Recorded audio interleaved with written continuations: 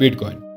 Bitcoin एक digital crypto currency है। इसको एक ऐसे व्यक्ति ने बनाया जिसको सातोशी नाकामोटो नाम से जाना जाता है, लेकिन उनकी असली पहचान आज तक किसी को भी पता नहीं चली। लेकिन हमने उससे क्या लेना, हमारा काम है बिटकॉइन के बारे में जानना। तो लेट्स स्टार्ट। ये कहानी है 2008 की, जब सातोशी नाकामोटो को एक ऐसा आइडिया आया था दिमाग में जो कि शायद इतिहास बदलने वाला था। नाकामोटो ने एक white paper bitcoin a peer to peer electronic cash system publish किया, यानी कि एक ऐसी कॉइन को माइन किया जो सिर्फ डिजिटल रूप में यूज की जा सकती थी और उसको कोई भी ट्रैक नहीं कर सकता था। इस वाइट पेपर में उन्होंने ब्लॉकचेन टेक्नोलॉजी और डिजिटल करेंसी के कॉन्सेप्ट को प्रस्तुत किया।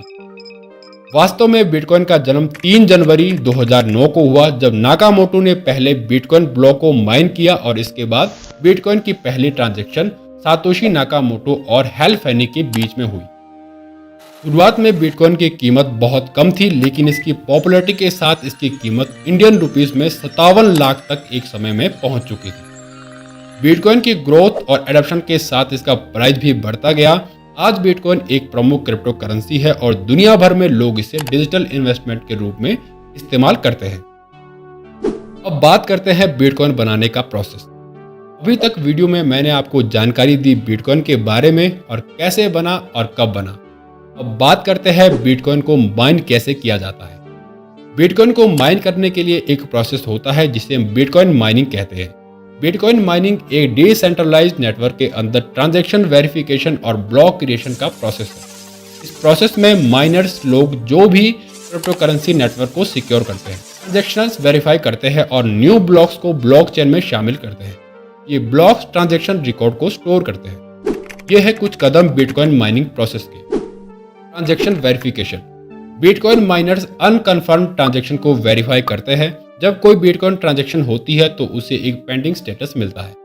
माइनर्स इन ट्रांजैक्शन को वैलिडेट करते हैं और उनमें एक ब्लॉक के अंदर शामिल करने के लिए तैयार करते हैं। Proof of work. Bitcoin mining का एक इंपॉर्टेंट कॉन्सेप्ट है प्रूफ ऑफ वर्क, यानी कि POW। माइनर्स को एक कॉम्प्लेक्स मैथमेटिकल प्रॉब्लम सॉल्व करना होता है जो उन्हें एक हैश यानी कि शाब्दिक रूप से कोई सा भी रैंडम नंबर जनरेट करने को मददगार होता है। इसमें कॉन्सेप्चुअल पावर और इलेक्ट्रिसिटी यूज होती है। Block creation. माइनर्स जो भी POW यानी कि प्रूफ ऑफ वर्क प्रॉब्लम पहले सॉल्व करेगा वो न्यू ब्लॉक को क्रिएट कर सकता है। ये ब्लॉक ब्लॉकचेन के एक हिस्से के रूप में ऐड होता है और उसके साथ प्रीवियस ब्लॉक्स भी लिंक बन जाती है। रिवॉर्ड। माइनर्स को न्यू ब्लॉक क्रिएट करने पर एक रिवॉर्ड मिलता है जो एक फिक्स्ड नंबर ऑफ बिटकॉइंस होती है। Blockchain security. ब्लॉकचेन में न्यू ब्लॉक्स को ऐड करके प्रीवियस ट्रांजैक्शन की सिक्योरिटी और इंटीग्रिटी बनी रहती है।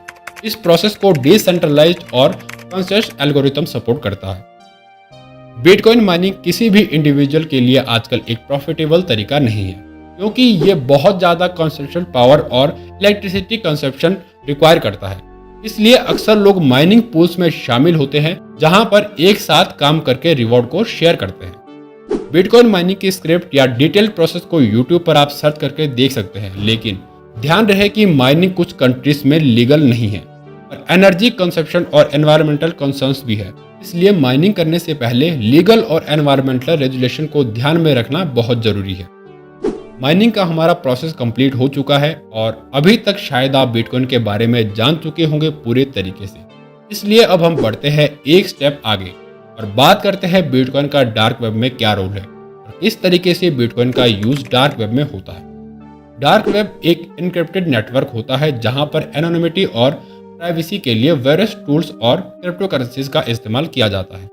बिटकॉइन भी डार्क वेब पर पेमेंट के लिए यूज होता है, लेकिन मैं ये सजेस्ट नहीं कर रहा हूँ कि आप डार्क वेब पर जाओ और वहाँ पर आप इलीगल एक्टिविटीज़ करो और वहाँ पर आप बिटकॉइन से पेमेंट करो। डार्क वेब पर बिटकॉइन का इस्तेमाल कुछ प्रकार से हो सकता है, जैसे कि नंबर 1 बिटकॉइन वॉलेट। सबसे पहले आपको एक बिटकॉइन वॉलेट की जरूरत होती है। आप किसी भी बिटकॉइन वॉलेट सर्विस से वॉलेट क्रिएट कर सकते हैं, जैसे कि इलेक्ट्रम, बिटकॉइन कोर या फिर any other. Number 2 bitcoin purchasing. आप ट्रेडिशनल क्रिप्टो करेंसी एक्सचेंज से बिटकॉइन खरीद सकते हैं, जहां पर आप अपने लीगल फंड से बिटकॉइन खरीद सकते हैं। इन परचेजिस प्रोसेस में आपको अपनी पर्सनल इंफॉर्मेशन देनी पड़ती है और जिससे आपके ट्रांजैक्शन ट्रेस किया जा सकते हैं। Number 3 bitcoin mixing service. Dark web पर एनोनिमिटी मेंटेन करने के लिए कुछ लोग बिटकॉइन मिक्सिंग सर्विस का इस्तेमाल भी करते हैं। ये सर्विसेज आपके बिटकॉइन को अलग अलग एड्रेस पर भेजकर उनका सोर्स छुपाने में मदद करता है, ताकि जो आपका आईपी एड्रेस है वो ट्रेस ना हो सके। Number 4, Tor network. Dark web तक पहुंचने के लिए आपको टॉर नेटवर्क का इस्तेमाल करना आना चाहिए और आपके आईपी एड्रेस को छुपाने में मदद करता है। Dark web market places. Dark web पर कई ऐसे मार्केट प्लेसेस हैं जहां पर illegal goods and services bitcoin के माध्यम से खरीदे जा सकते हैं। ये मार्केट प्लेसेस इलीगल एक्टिविटीज को सपोर्ट करते हैं और इनका इस्तेमाल करना कानूनी परेशानी का सामना भी आपको करना पड़ सकता है। ध्यान रहे कि डार्क वेब पर होने वाली इलीगल एक्टिविटीज कानूनी परेशानी का कारण भी बन सकती है। मैं ये रिकमेंडेड नहीं करता हूं कि आप डार्क वेब पर जाओ और वहां पर आप कोई भी इलीगल एक्टिविटीज करो। क्रिप्टो करेंसी को अच्छे तरीके से और कानूनी तरीके से इस्तेमाल करें। उम्मीद करता हूं कि आपको वीडियो से काफ़ी इन्फॉर्मेशन मिली होगी, लेकिन आपको मैं ये सजेस्ट नहीं करूंगा कि आप डार्क वेब पर जाओ और वहां पर आप कोई भी गलत काम करो। ये वीडियो सिर्फ इन्फॉर्मेशन के लिए बनाई गई है। Thank you so much.